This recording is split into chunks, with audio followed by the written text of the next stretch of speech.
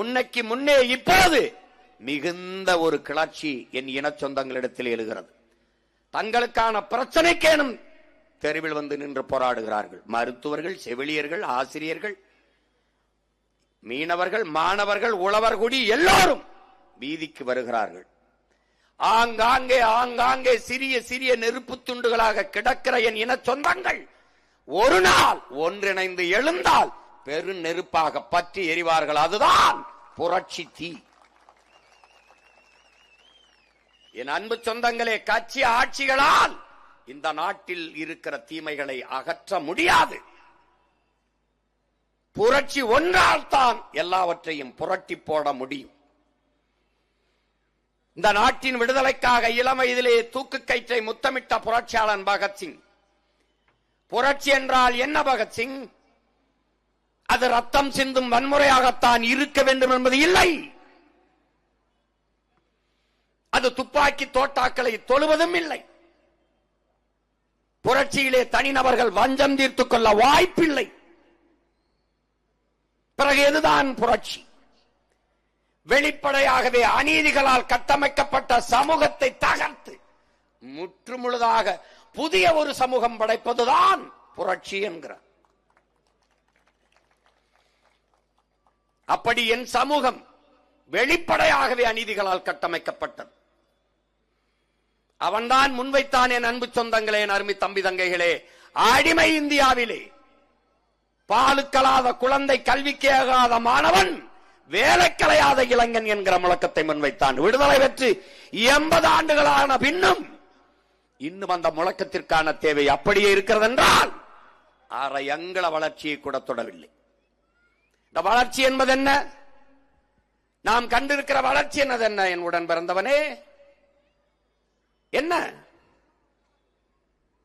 முதலாக 1000 ரூபாய் கொடுத்தார்கள் மகளிருக்கு. அடுத்து வந்தால் 2000 கொடுக்கிறோம் என்பார்கள். இது வளர்ச்சி சொல்கிறார்கள். வளர்ச்சி. வாக்குக்கு 500 கொடுத்தார்கள். இப்போது 1000 கொடுக்கிறோம் என்கிறார்கள். வளர்ச்சி, டெவலப். இதெல்லாம் வளர்ச்சியில் வருகிறது. 40,000 கோடிக்கு டாஸ்மார்க் சரக்கு, அதை 50,000 கோடியாக உயர்த்துவோம் என்கிறார்கள். அப்படி என்றால் குடிமக்களின் எண்ணிக்கையை பெருக்கி, குடிகாரர்களின் எண்ணிக்கையை பெருக்கி வளர்ச்சியை தொடுகிறார்கள். இது வளர்ச்சி. இதுதான் வளர்ச்சி.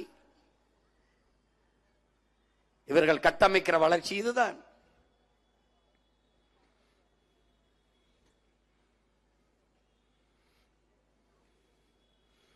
மாக்காய கத்தோழர்கள் பாடுவார்கள். என் அன்பு சொந்தங்களே, எங்க நாடு ஆகுது வல்லரசு அமெரிக்கா போல, எங்க நாடு ஆகுது வல்லரசு. அன்னைக்கு கலைஞர் அரிசி 2 ரூபா, எங்க நாடு வல்லரசு. விடிஞ்சா கக்குசுக்கு 4 ரூபா, எங்க நாடு வல்லரசு. சதம் அடிச்சார் டெண்டுல்கர், எங்க நாடு வல்லரசு. படிச்ச டிகிரி எல்லாம் டீ மாஸ்டர், எங்க நாடு வல்லரசு. வீராங்கன சானியா மிர்சா, வீராங்கன சானியா மிர்சா. விவசாயம் கிடக்குது தரிசா, எங்க நாடு வல்லரசு. வந்தே வந்தே மாதரம், ஏன் மாதரம், நொந்தே நொந்தே சாகுறோம், எங்க நாடு ஆகுது வல்லரசு. அமெரிக்கா போல எங்க நாடு ஆகுது வல்லரசு. அன்னைக்கு கலைஞர் அரிசி 2 ரூபா. அதுக்கப்புறம் அம்மா வந்தவன 1 ரூபா.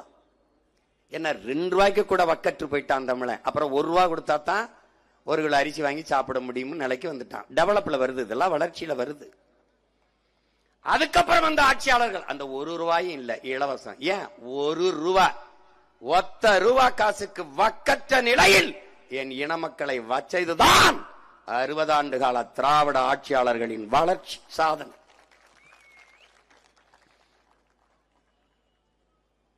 பகத்சிங் சொல்றான்ல, வெளிப்படையாகவே அநீதிகளால் கட்டமைக்கப்பட்ட சமூகம்.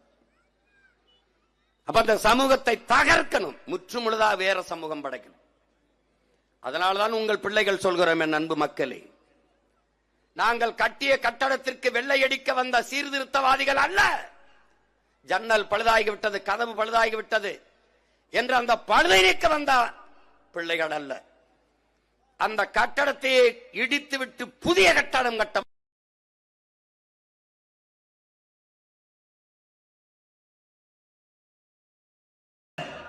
அடிப்படை அமைப்பு அரசியல் மாற்றத்திற்கு வந்த புரட்சியவாதிகள். எங்களுக்கு வேண்டியது ஆள் மாற்றம், ஆட்சி மாற்றம் அல்ல, ஆட்சி முறை மாற்றம்.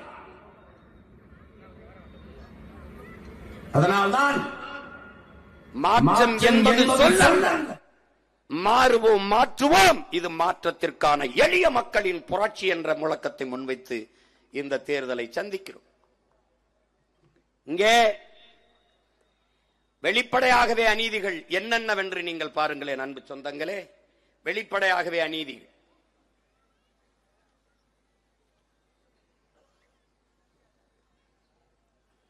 பாருங்கள், இங்க பாருங்கள், உங்கள் கண் முன்னே உங்கள் மலை, மலை என்பது வெறும் கற்குவியலாது, பூமி தாயின் மார்பிள்ளையா என் அன்பு சொந்தங்களே. மழை இல்லை என்றால் மழை இல்லை. மழை இல்லாத நிலம் பாலைவனம். உங்கள் மகனை நீங்கள் முதலமைச்சராக்கி விட்டீர்கள். ஊழல் லஞ்சத்தை ஒரே நொடியில் ஒழிப்பேன். ஏறி உட்கார்ந்தால் எவனுக்கும் லஞ்சம் வாங்க வேண்டும், ஊழல் செய்ய வேண்டும் எண்ணம் வராது. ஏன் ஏன் பிள்ளையை நான் படிக்க வைப்பேன். பெற்றுக் கொடுங்கள் பிள்ளைகளை, கற்றுக் கொடுக்கிறோம் நாங்கள். பிள்ளைகள் உங்கள் வீட்டின் செல்வங்கள் அல்ல, நாட்டின் செல்வங்கள். ₹1 கல்வியிலிருந்து 1 கோடி, ஆரம்பத்தில் இருந்து ஆராய்ச்சி கல்வி வரை தரமாக சரியாக சமமாக படிக்க போன காசு மிச்சம். அதுக்கப்புறம் என்ன? மருத்துவம். ₹1 1 கோடி மருத்துவமானாலும் சரி, ஆகச் சிறந்த மருத்துவத்தை உலகத்தரத்திற்கு. இன்னைக்கு முடியல, அமெரிக்கா போற, சிங்கப்பூர் போற, லண்டன் போற, அந்த நாட்டில் இருக்கிறவன் தமிழ்நாட்டில் போய் மருத்துவம் செய்து கொள்ள வேண்டும் என்ற இயக்கத்தை ஏற்படுத்துகிற அளவிற்கு தரத்தை உங்கள் மகன் உயர்த்துவேன். தூய குடிநீரை எல்லாருக்கும் என் குடிகளுக்கு கொடுப்பேன். என்ன உனக்கு செலவு? எதுக்கு ஊழல் பெற, எதுக்கு லஞ்சம் பெற? தலைவன் எவ்வழி, மக்கள் அவ்வழி. மன்னன் எவ்வழி, மக்கள் அவ்வழி. நான் ஊழல் லஞ்சம் பெறணும்னு விரும்பினா தானே நீ கொள்ளையடிச்ச ஆசிரியர்களுக்கு பங்கு விடுன்னு தானே ஒழிச்சிடலாம். சாராய கடையை மூடிடலாம், ஊழல் லஞ்சத்தை ஒழிச்சிடலாம், எல்லாவற்றையும் சரி செஞ்சிடலாம். நீரை உறிஞ்சி வித்திட்டானா சேமிச்சு வச்சிடலாம், மரங்களை வெட்டிட்டானா நட்டு வச்சிடலாம். ஆனால் மலையை மணலை எவ்வாறு உருவாக்க முடியும் என் அன்பு சொந்தங்களே, அறிவார்ந்த மக்களே? எந்த சட்டத்தால், எந்த திட்டத்தால்? உங்கள் அழுகையால், உங்கள் தொழுகையால், உங்கள் ஜபத்தால், உங்கள் வழிபாட்டால் அரையங்கள மலையை உங்களால் வளர்த்து கட்ட முடியுமா என்னை பெற்றவர்களே? அறிவுள்ளவன் செய்கிற செயலா? தெரிகிறது, உங்கள் கண்முன்னே உங்கள் வளங்கள் களவு போகிறது. 34 ஆறும் செத்து போனது. ஆற்று மணலை அள்ளி வித்து திண்டு விட்டார்கள். மண் இல்லாமல் எப்படி, மணல் இல்லாமல் எப்படி வீடு கட்டுவாய்? இந்த மண்ணின் மக்களின் மணல் தேவைக்கு மட்டும்தான் மண் அள்ளப்பட்டதா என்பதற்கு யாரிடத்திலே பதில் உண்டு? எல்லா மாநிலங்களும் ஆற்று மணல் தடை இருக்கும் போது என் மாநிலத்தில் மட்டும் தடையின்றி அழிவித்தது ஏன்? ஏன்? ஆறு என்பது நீர் ஓடுகிற பாதாய என் பூமி தாயின் ரத்த நரம்புகள். மலை என்பது மலை அல்ல, என் தாய்க்கு மார்போல என் பூமி தாய்க்கு மார்பு. என் தாயின் மார்பிலே எனக்கு மட்டும் பால், என் பூமி தாயின் மாறிலே உலக உயிர்களுக்கான பால் அருவி. இதை அறிவு சமூகம் எப்படி அனுமதிக்குது? வெட்டி ஏத்திட்டான். தெரியுது, கண் முன்னே உங்கள் வளங்கள் களவு கொண்டு போவதை பார்த்து கொண்டிருக்க சபிக்கப்பட்டு விட்டீர்கள் என்கிறான் அமெரிக்க பொருளாதார அடியாளின் வாக்குமூலத்தை எழுதிய ஜான் பெர்கின். சிறியதே அழகு, சுமாலிஸ் பியூட்டிஃபுல் புத்தகத்தில் எழுதிய சுமாசர், கண் முன்னே உங்கள் வளங்கள் களவு போகிறது. வளங்களை சுரண்டி கொழுப்பதை எவன் உனக்கு வளர்ச்சி என்று கட்டமைத்தது? உங்களால் உருவாக்கப்பட முடியாத ஒன்றை அழிக்கிற உரிமையை உங்களுக்கு கொடுத்தது எவன்? நீங்கள் உங்களுக்கு மட்டுமல்ல பல பல பல ஆயிரம் ஆண்டுகள் தாண்டிய உங்கள் தலைமுறைக்கு துரோகம் செய்கிறீர்கள் என்கிறார்.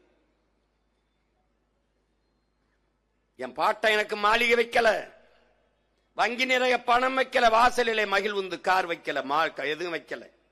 ஆனால் ஆறை ஆறாக வைத்தான், மலையை மலையாக வைத்தான், ஏரியை ஏரியாக வைத்தான், குளத்தை குளமாக வைத்தான், காட்டை காடாக வைத்தான். இதெல்லாம் இருந்தால் நாடு, இல்லையால் அது சுடுகாடு. மணி நீரும் மண்ணும் மலையும் அணிநிழல் காடு முடையதாரன் என்று எனது மூதாதை வள்ளுவ பெருமகனார் பல ஆயிரம் ஆண்டுகளுக்கு முன்பு பாடி வைத்திருக்கிறான் என்றால் அறிவு சமூகம் இதெல்லாம் கற்றதா என்ன? கொடுமை.